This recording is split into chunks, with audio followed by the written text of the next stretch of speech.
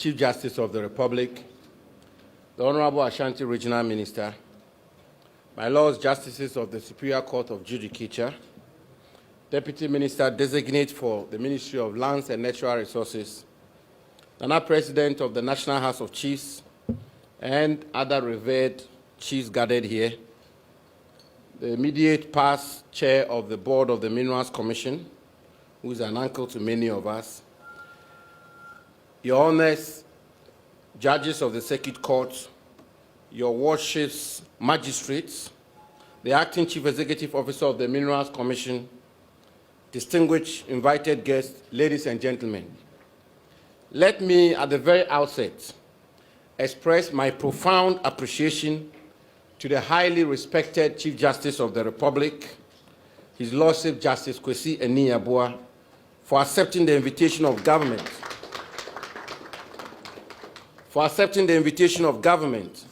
to open this important training workshop. The continued support, guidance, and cooperation of my Lord the Chief Justice and the judiciary in general in the many undertakings of the Ministry of Lands and Natural Resources is most encouraging and patriotic. Now, let me commend the Minerals Commission and its very hard-working acting CEO for putting this timely training session together. My Lords, ladies and gentlemen, the Minerals and Mining Policy of 2014 indicates that Ghana is endowed with substantial mineral resources, with the major ones being gold, diamonds, manganese, and bauxite.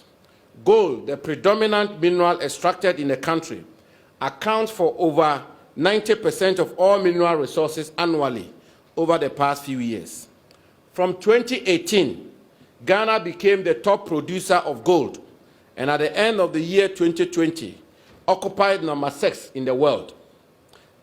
Information from the Minerals Commission over the years shows that at least a third of Ghana's gold production and exports came from the small-scale mining operations.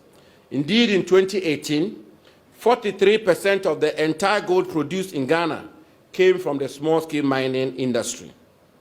The need, therefore, to promote responsible, sustainable, viable, and environmentally prudent mining, large or small scale, for national development is imperative.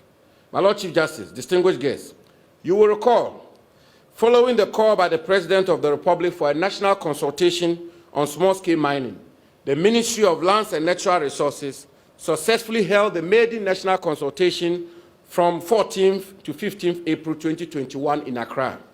The key resolutions of the national consultation on small-scale mining, as captured in a final communique dated 15th April 2021, called for a broad-based, non-partisan national consensus around a national policy on small-scale mining that promotes a responsible, viable, and environmentally sustainable industry, which has discarded illegalities and practices which compromise the environment and ecosystem of our country, and resolved that dealing with galamsey is a national emergency, which required urgent and concerted effort. It therefore called on all political parties, our revered traditional authorities, all stakeholder groups, and all individuals to join the development and execution of a national, non-partisan, and broad-based agenda to rid ourselves of the long-standing issue of illegal small-scale mining and to implement measures to eradicate it out of our society.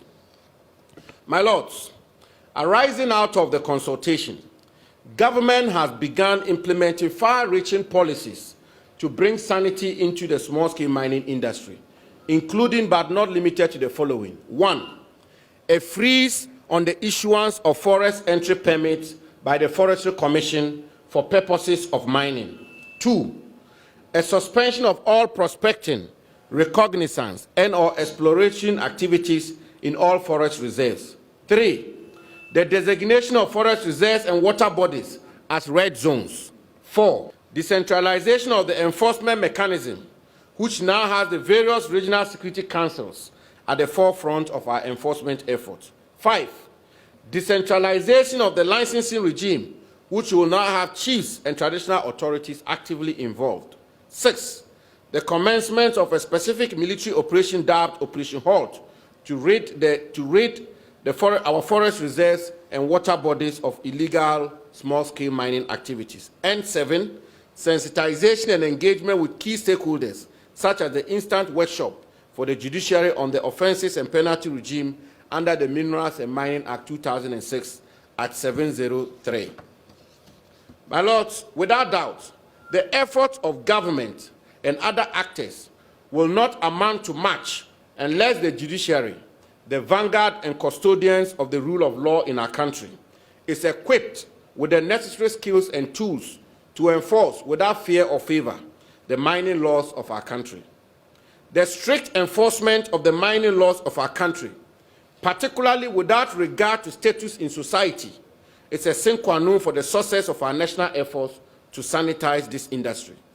Policymakers, judges, traditional rulers, security personnel, religious leaders, professional entities, political leaders, and other stakeholders in the mining industry, and citizens all have a crucial role to play.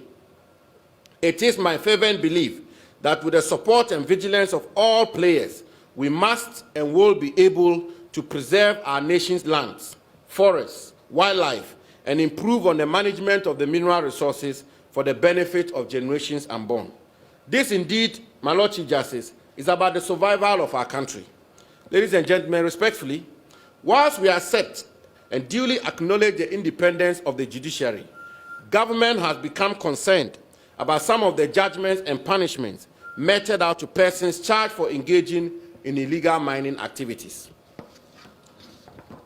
That said, my lords, we appreciate and commend highly the many judges who have stood up to the occasion by enforcing the laws of the mining sector with fidelity and integrity.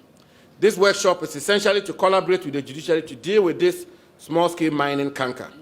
It is my fervent hope that this workshop will bridge the gap, the knowledge gap, between the mining sector and the judiciary, and lead to the emergence of sound judgments from our courts. Ladies and gentlemen, my Lord Chief Justice, we from the Ministry of Lands and Natural Resources wish to reiterate our unflinching commitment to discharge our fiduciary duties to the Ghanaian people by ensuring the effective utilization and management of the natural resources of our country, working together in integrity and courage, and with God on our side. We must and will protect our environment and ecosystem for future generations. May God bless us all, and I thank you for your attention.